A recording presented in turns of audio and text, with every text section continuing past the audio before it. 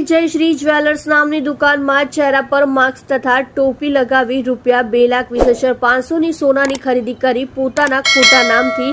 Bill બનાવી બેંકના ડેબિટના મેસેજનું editing કરી ઠગાઈ આચરી નાસી જનાર આરોપીને પકડી અનડિટેક્ટ ગુનાનો ભેદ ઉકેલી કાઢતી લિંબાયત પોલીસ. નાયબ પોલીસ કમિશનર સાહેબ શ્રી ઝોન 2 તથા મદદનીશ પોલીસ કમિશનર સાહેબ શ્રી ડી ડિવિઝન સુરેશ શહેર તથા પોલીસ ઇન્સ્પેક્ટર એસબી પઢેરિયા સાહેબ નાઓની સૂચનાથી તથા સેકન્ડ પોલીસ ઇન્સ્પેક્ટર વીએ જોગરાણા સાહેબના ટેકનિકલ માર્ગદર્શનથી અનડિટેક્ટ મિલકત સંબંધી ગુનાઓ તથા નાસ્તા ફરતા આરોપીઓ શોધી કાઢવા સારું પોલીસ સ્ટેશનના સર્વેલન્સ સ્ટાફના પોલીસ સબ ઇન્સ્પેક્ટર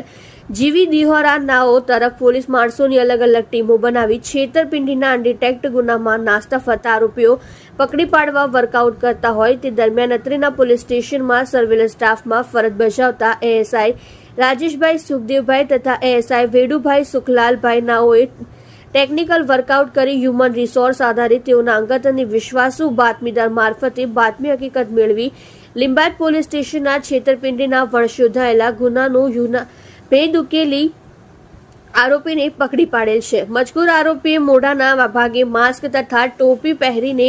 જયશ્રી જ્વેલર્સ નામની દુકાનમાં જઈ દુકાનમાંથી સોનાની ચેન નંગ 1 તથા એક સોનાની કાનમાં પહેરવાની બુટ્ટી નંગ 2 તથા સોનાના પેન્ડલ નંગ 3 તથા ચેન નંગ 1 જે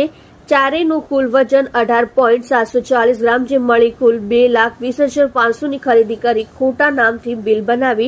દાગીના ખરીદ કરેલ જેનું ઓનલાઈન પેમેન્ટ કરવાનું જણાવી દુકાન પર રાખેલ સ્કેનર પર સ્કેન કરવાનું કહી પોતાના મોબાઈલથી સ્કેન કરવાનો દેખાવ કરી ફરીના ફોનમાં ખોટા નંબર બેંકના દ્વારા ડેબિટ કરેલ ટેક્સ મેસેજનું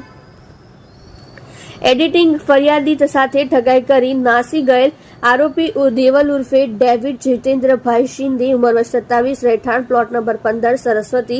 સોસાયટી પાર્ક પોઈન્ટ પાસે ડિંડોલી સુરતની પકડી પાડી અનડિટેક્ટ ગુનાનો ભેદ ઉકેલી કાઢ્યો છે. રિપોર્ટર એસએલ સૈયદ સાથે કેમેરામેન સંદીપભાઈ બોરસે. તમે જોઈ રહ્યા છો live India today news channel.